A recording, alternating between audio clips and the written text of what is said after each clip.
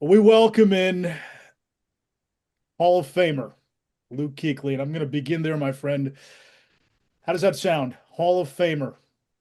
It is it got said a lot this week and it still hasn't settled in. I think the last probably, 2.5 weeks since I found out initially, and then you can't tell anyone. So you can't talk about it. And then this past weekend was a blur.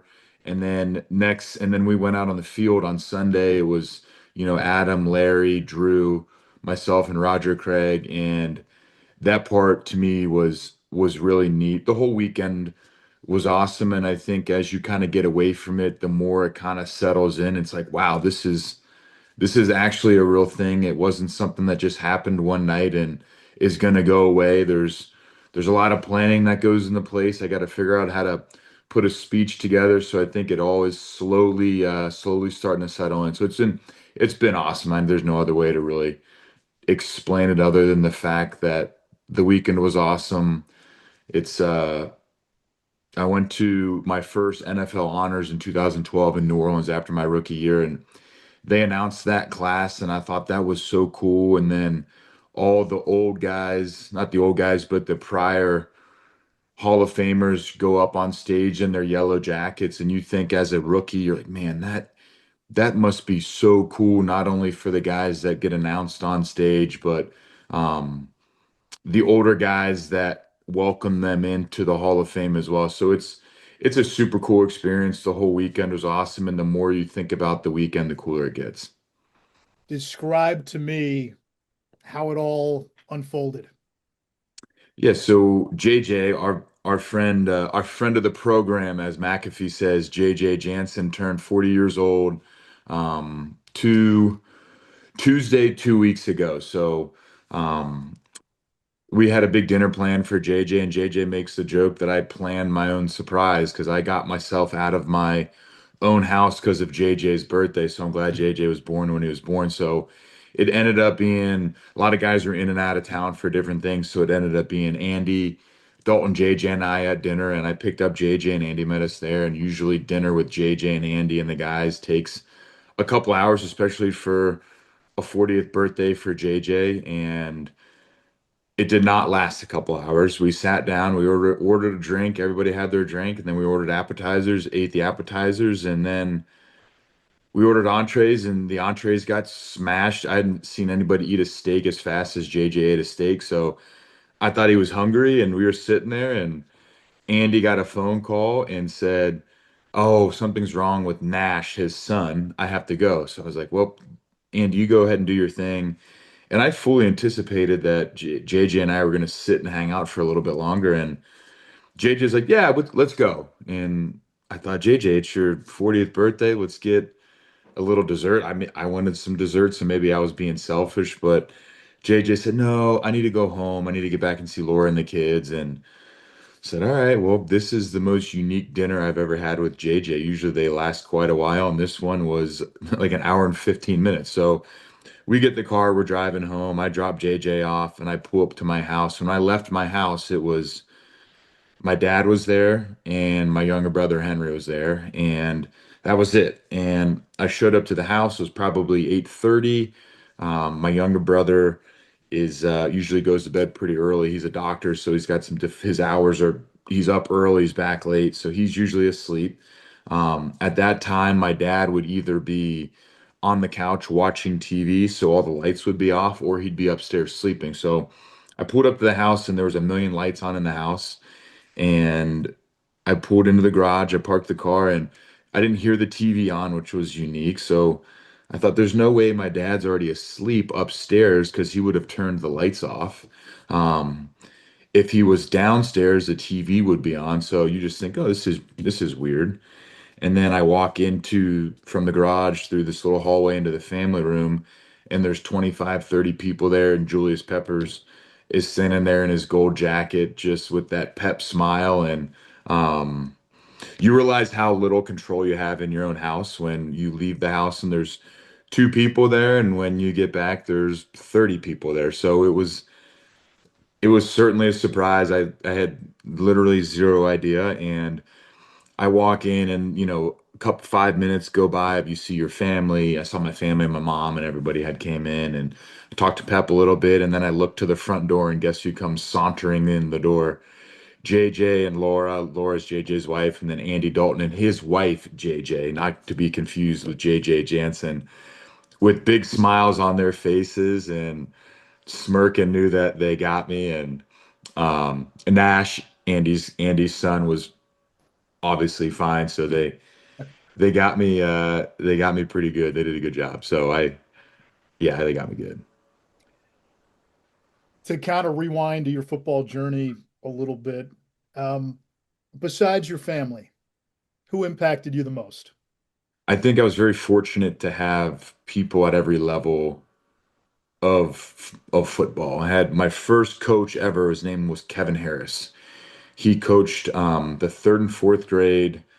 I guess it would have been St. Xavier Golden Bears. So he coached the third and fourth grade team, and we moved up fifth, sixth, seventh, and eighth. But Kevin Harris always coached the third and fourth grade team. My first year playing football was fourth grade, and Kevin Harris was my first football coach. And I couldn't have asked for a better coach. Obviously, loved football, understood the game. But I think the best thing that Kevin Harris did was you had to figure out how to play football and how to be a teammate and how to treat the game correctly and how to play with effort and how to memorize plays and how to go to practice when it's cold outside and how to be tough and how to be a good person and um, how to talk to people on other teams and how to be a part of a team where it's not basketball where there's 5 guys on the field, there's 11 guys on the field. So he taught us so much about the game of football, not the X's and O's. Obviously, he taught us that, but how to be a football player. And I couldn't have asked for a better coach my first year playing than Kevin Harris. And then my seventh and eighth grade coach was Ralph Perdrix, and he taught us. It's We started to get older and we started to having to know more football and understand the game, and he taught us protections and how to play offensive line, and I played linebacker in seventh and eighth, and he again taught toughness. And you really started to learn about yourself in that seventh and eighth grade year, because now you're starting to get bigger and some kids are really starting to stretch as far as growing. So that was really good. And then my freshman coach at St. Xavier High School was Ralph. No, was Ed Nardini. Ralph's his brother. Ed was a fantastic coach, and then Steve Specht was our coach as on the varsity program, and he was one of my biggest influences as a young player in high school. Just how to treat the game, how to be a student in the classroom, how to treat everyone in the school, how to tell your parents that you appreciated them, how to be a man, like all of that stuff. And then he helped everybody get recruited. And I think that was the most selfless part of Speck's job. Was when the season was over, he did stuff in the school. He taught classes. He was an administrator, and his other full-time job was getting guys into colleges. So Spector was a phenomenal football coach, taught us a ton. He's still there now, but he was who was responsible for getting all the kids at our high school recruited, because I didn't go to camps. I didn't do any of that stuff. The only reason I got recruited was because of Steve Specht. And when I got to college, Bill McGovern was our linebacker coach, our defensive coordinator. I could say a million great things about him, and he was the first coach that I really felt as an adult was a fantastic coach at a high level. And then you spent so much time around these guys, way more than high school or grade school or any of that. You spent so much time around these guys that you felt like they were like a big brother to you. He was your coach and he was in charge and he was demanding, but we all loved him. And more importantly, he loved all of us and he made the game fun. So he was phenomenal. And then when I got in the NFL, obviously Sean McDermott, Al Holcomb, Ron Rivera, Steve Russ was a linebacker coach for us, Warren Beelan coach. But I think as far as players go, I think there's 2 guys. One guy on defense, certainly Thomas. Everybody, I talk about Thomas a million times. As far as you walk in that linebacking room and you see guys like Thomas and John Beeson and Jordan Sin, and there's a standard for what's acceptable. And Thomas was the standard. Beast was the standard. Beast left after my second year, but Thomas was there the whole time. And what Thomas did, he set the tone for that whole room. how he practiced, how he played, the effort he played with, the toughness that he played with, the physicality that he played with, his ability to play through nicks and dings and injuries and three ACLs, and he had a broken arm in the Super Bowl, and the list goes on and on. And he was a great guy in the locker room as far as you watch somebody that was able to cultivate relationships with guys in the team, which allowed him to, I don't know if motivate's the right word, but he understood the guys and he understood what made him tick. And he could talk to guys on the side. If a guy was having a bad practice, Thomas probably knew why they were having a bad practice. And I learned that from Thomas. And then on the offense side of the ball, Greg, it goes without saying the impact that he had on my career on the field and off the field. I couldn't have asked for a better person. Greg, How so? the football side of Greg is well documented, right? The first guy to go 1,000 3 years in a row, never came off the field, multiple all pros, pro bowler, played 15 plus years, like 14, 15 years, phenomenal football player, right?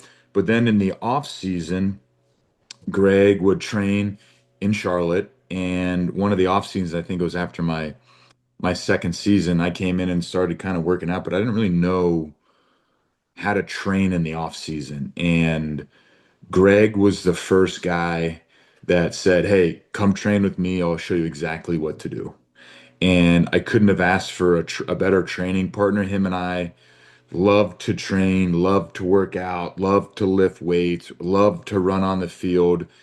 And I just kind of got in line behind Greg, and whatever Greg did, I did. Is he had a great protocol of this is how we're going to attack stuff on the field, and then on in the weight room, linked up with Joe Ken, our strength coach, and Brett Neighbor was our other strength coach. Those three guys would put together a plan, and I just jump in on that plan. And so he was phenomenal from that perspective. Um, and then him off the field, as far as just an older brother in Charlotte, that was really what made Greg special in my mind. Was he was always there. You need a place to come have dinner. You want to come on vacation with us. You want to go come over to our house for Christmas. You want to come over for Thanksgiving. Like the door at the Olson's house with him and Kara, it's always open. And when I came down here, I was 20. I turned 21 the week before the draft. And I was a 21-year-old kid in a city that I didn't know with no friends and trying to figure it out. And Greg and Kara, among other people, were fantastic. And just their ability to make it feel comfortable, make it feel like a home, and say anything that you need, we can help you with. I think that that stuff to me is something that is special about them. And it goes to this day with them. You just see how Greg and Kara impact the community on so many levels. And whether it's youth sports or it's his foundation, or you go over to their house for a playoff game and there's 45 kids running around the house, and I don't know who half the kids are, but they seem to be having a good time, and Greg and Kara love it. So they are the best people, and Greg is one of the best football players I've ever played with, and he was another guy that set the standard for what was acceptable as a football player for the Carolina Panthers. Play every snap. You practice as much as you can. If you're dinged up, if you can play, you play. The amount of stuff that Greg played with in his career is a lot like Thomas's. You would never know because all they would do is figure it out and they go out and play on Sundays. And then from Monday morning until Saturday night, they tried to figure out a way to get themselves ready to go on Sunday. And guess what? They'd all do it and they'd show up on Sundays, and Greg would run Mach 5 and catch 100 balls for 1,000 yards and 10 touchdowns. And he seemed like he was always open, but little did you know that he had all kinds of stuff going on, but he was able to figure it out during the week and make it happen. You're doing the thing again where this is supposed to be about you and you make it about everybody else. And it's the one thing that I've noticed just working with you in the booth. You are a great teammate. And all the guys that have played with you, they all say that Luke was one of the best teammates that we've had. Where did that come from? That aspect of being a teammate, that mindset, that mentality of, kind of being that guy in the locker room. Where does that come from? Well, I think it starts a lot with my parents. I mean, my parents were always treat people how you want to be treated. It's as simple as that. My dad played college soccer. He was a goalie, so he understood the team component of sports. And then I'm not, I mean, I'm going to say it again. The coaches that I had throughout my whole career, that's all football was about to them, was be a good teammate. And people want to play with good teammates. And then I'm going to fast forward to when I got to Carolina. Our best players were our best teammates. So I talked about, Greg and Thomas, right? And then you look at Charles Johnson. He was one of the older guys when I got there. All that dude wanted to do was play football for the Carolina Panthers. And his effort and his toughness and his physicality and his love for the Panthers, I was like, I want to be like that. Or showed up in Jordan Gross. I want to be like Jordan Gross or Smitty or Ryan Khalil. And then we'd bring free agent older guys in and Roman Harper, um, Peanut Tillman, Jericho Kocher. You watch a guy like Koch that's in year 12 or whatever he was in when we got him. All he would do was exactly what we asked him to do. Hey, Koch, I need you to go to dig a safety out. Hey, Koch, I need you to go run this route so then Greg can get open. Hey, Koch, I need you to go to run this dirty route on third down where you're going to get hit in the face, but we need you to run and catch this ball and fall forward for a first down. And Cam, you know what? I never heard Cam ever complain or yell at guys or any of that. Like when I showed up to Carolina, the stage was already set for what was acceptable, not only as a player on the field when you're playing a game, but also for what kind of teammate works in Carolina. Because if you didn't fit in and you weren't a good teammate, then the older guys would just be like, hey, Ron, like we don't like this guy. Like this guy needs to hit the bricks, and that dude would find his way out of there sooner rather than later. Luke, you played a position that has special meaning in the history of the Carolina Panthers. What did it mean to you to be a part of Carolina's linebacker legacy? It's awesome. I mean, you look at the mantra for the Carolina Panthers is keep pounding, right? It's inside the jerseys. We pound the drum before the game. Sam Mills is all over the locker room for a good reason. His son coached in Carolina. But you said the linebacking room. You look who started what was acceptable with Sam. And then Sam coached here, and then Sam coached Dan. And then when Thomas got here, Dan was here. And then when Beast got here, Thomas was here. And when I got here, Beast and Thomas were here. So there's there's just kind of a direct line of linebackers in Carolina, and they all learned it from one guy, and that's number 51, Sam Mills.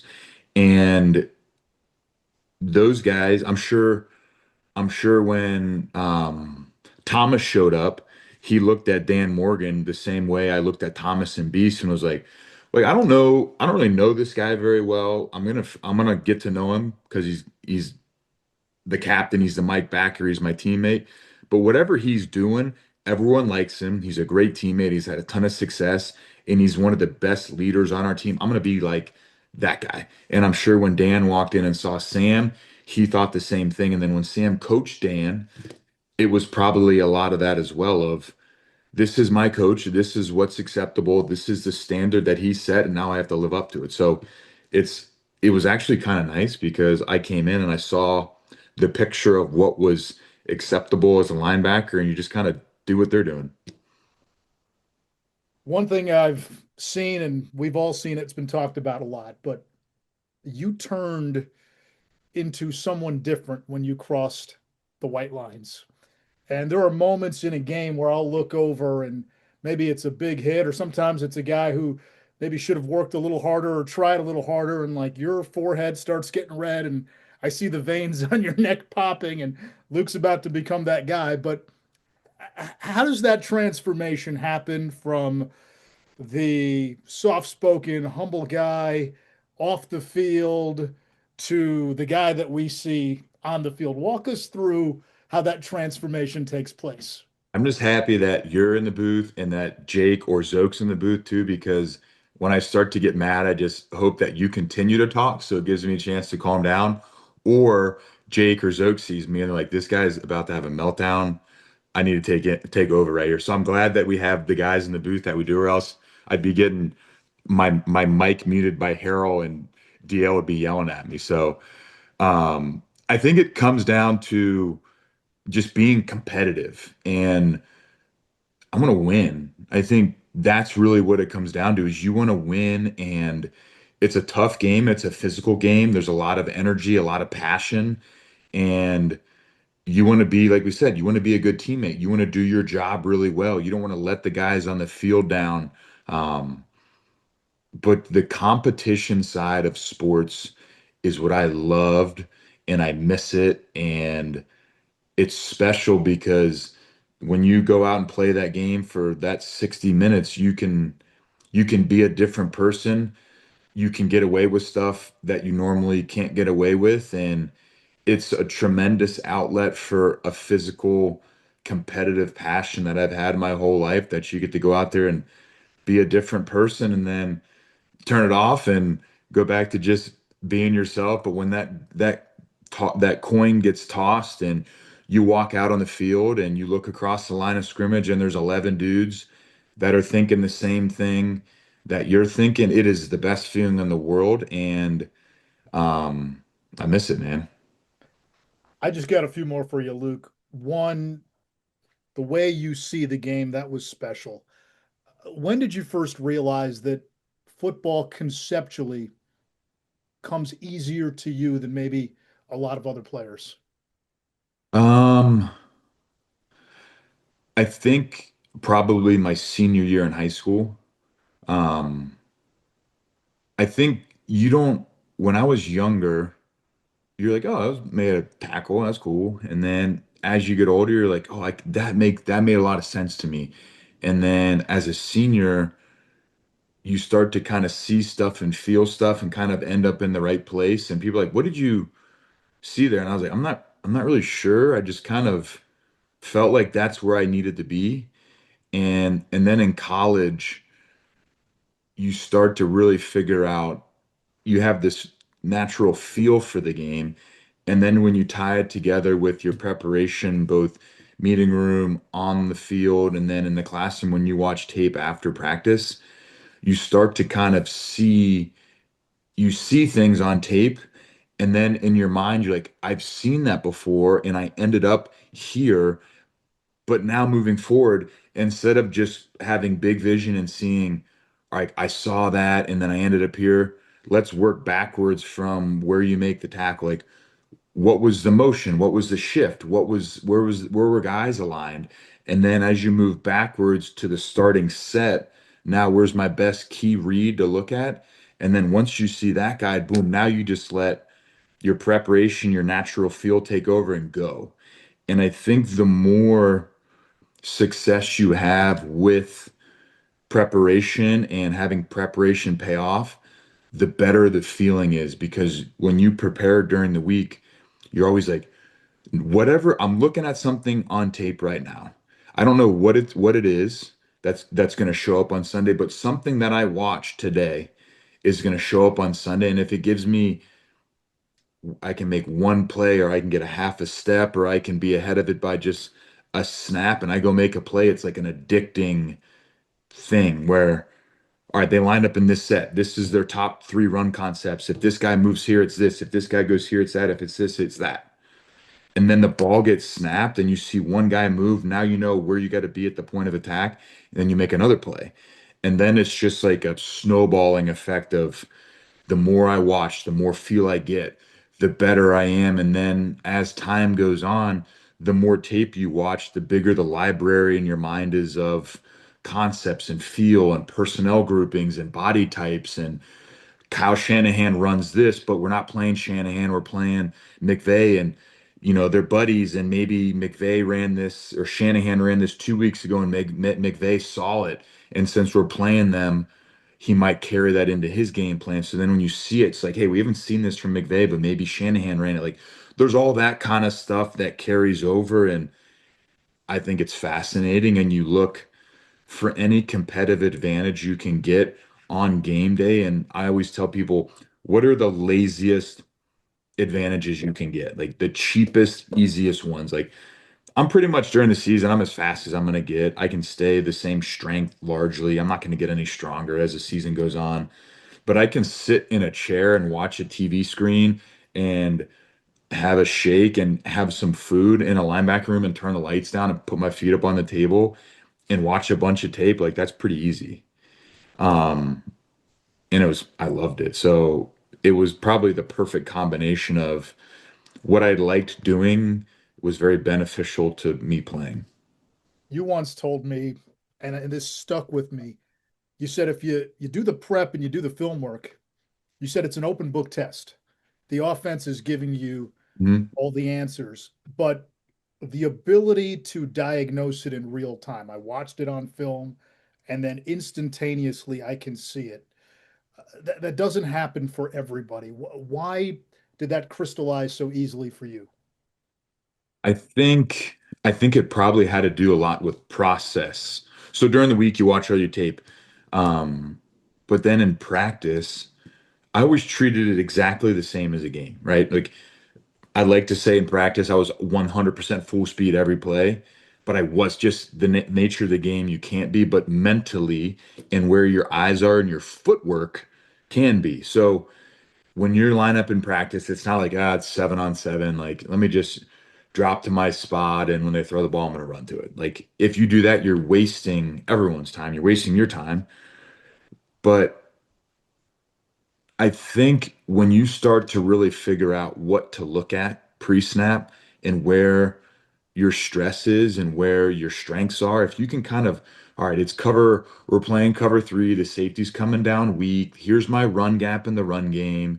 In the run game, here's my stress. Like their top runs out of this formation are XYZ. Their top passes are, this, and this. And now it's 3rd and 2. So it pairs it down even more.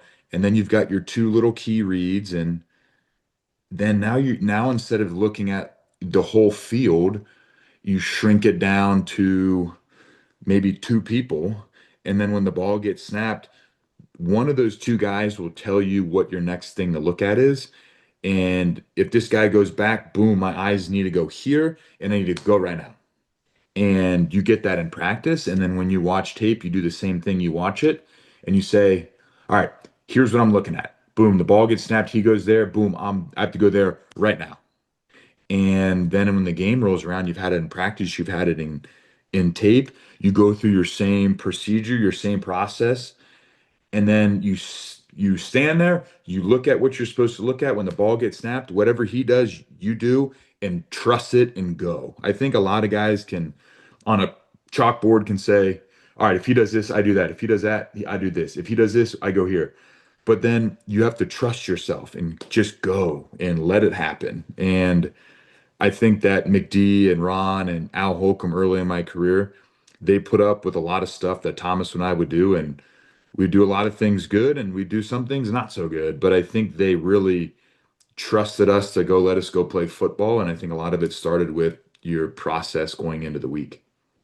Luke, I'll leave you with this. August, you go into Canton, you're with all the other all-time greats. Are there certain people that you're looking forward to seeing that you may have admired growing up, especially those that played your position? Yeah, I mean, absolutely, especially your position, especially, like Urlacher, Ray Lewis, Zach Thomas, Derek Brooks was another guy that I loved watching. Those were kind of the more modern day guys. And it was actually, I told Adam Vinatieri this. I loved, I was a Bengals fan growing up and I loved the Colts and Peyton Manning. And so when he was on those teams and even when he was kicking for New England, you just had so much respect for his craft and how good he was and his pressure and his ability to perform under pressure. The first Pro Bowl I went to was after the 2013 season. So it was whatever that was, January of 2014 in Hawaii. And I was 22 years old and I was so excited to be at the Pro Bowl. And you're at the Pro Bowl and it's like Dominican Sue and all these monsters that you grew up watching. It's so cool. And then Adam Vinatieri was there. And I always told myself, I'm gonna go trade a jersey with Adam Vinatieri after the game because that's kind of what you do. After the game, you get a bunch of stuff, you get helmets and jerseys, and you go swap them around the locker room. And Adam was sitting in his locker, facing his locker, so his back was like towards the middle of the locker room. I walked all the way up to behind him and stood there and wimped out and turned around and walked back to my locker. And I remember it clear to this day, me doing that. And then of course I meet him. I was scared of him. And I meet him this past week, and I walked up to him. I said, "Hey, Adam, I'm Luke. I've got a really embarrassing story for you," and told him the story at the Pro Bowl, and we both had a good laugh about it. But Is he going to that's send what you a jersey now? I mean. I hope so. But that's what makes it cool is all the guys that you grew up. I talked to Rondé Barber for a long time. John Lynch, you talked to him for a long time. Talked to Warren Sapp, and you talked to him about, hey Sapp, whenever we play Tampa at Tampa, Warren would always be there.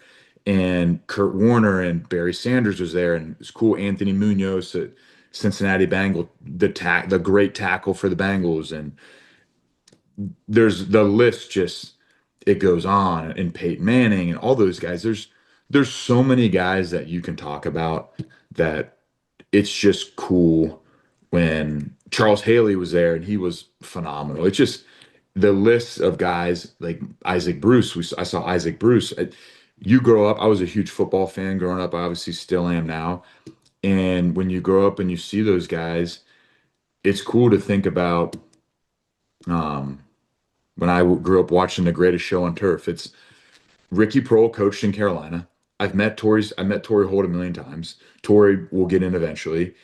And then I saw in the same weekend, I saw Isaac Bruce with a jacket on, Marshall Faulk with a jacket on, Kurt Warner with a jacket on, Orlando Pace with a jacket on. It's like, it's pretty cool. So, in our class is awesome. Played against Drew, played against Larry. Obviously, we talked about Adam, and then Roger Craig was ahead of his time for what he was able to do, both as a running back and as a receiver out of the backfield. So it was a ton of fun. We could do this all day, and there are going to be so many great stories about you that will come out from the guys that you played against, the guys that you played with. But I think I speak for all of us who've had a chance to be around you, and we've shared a lot of the last 4 years Sundays together, man. Proud of you. Congratulations, Hall of Famer. And I know you're going to get embarrassed every time we introduce you on the air now as Hall of Famer Luke Kuechly, but that's going to stick. There's nothing you can do about that. So, congratulations, my friend. I'm proud of you. Nish, thank you.